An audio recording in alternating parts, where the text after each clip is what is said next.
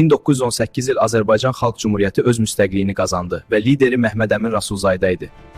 Məhəmməd Əmin Rəsulzadə müstəqilliyin təqdim edilməsi üçün Osmanlıya bir məktub göndərilir. Rəsulzadə Azərbaycan dilində təhsil və mətbuatın inkişafına böyük önəm vermişdir.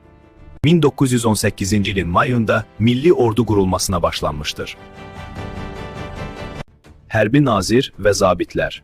General Samad bəy Mehmandarov ordunun əsas komandirlərindən. Bu vaxtlar Mustafa Kemal Paşadan Azərbaycan ultimatum gəlmişdi.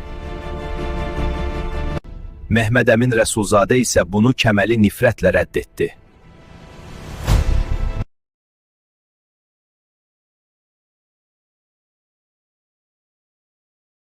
Beləcə Azərbaycan Xalq Cümhuriyyəti sükut etdi. –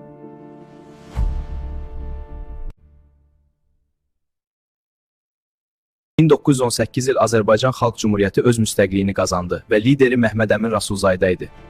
Məhəmməd Əmin Rəsulzadə müstəqilliyin təqdim edilməsi üçün Osmanlıya bir məktub göndərilir. Rəsulzadə Azərbaycan dilində təhsil və mətbuatın inkişafına böyük önəm vermişdir. 1918-ci ilin mayında Milli Ordu qurulmasına başlanmışdır. Hərbi nazir və zabitlər. General Samad bəy Mehmandarov ordunun əsas komandirlərindən. Bu vaxtlar Mustafa Kemal Paşadan Azərbaycan ultimatum gəlmişdi. Məhəmməd Əmin Rəsulzadə isə bunu kəməli nifrətlə rədd etdi.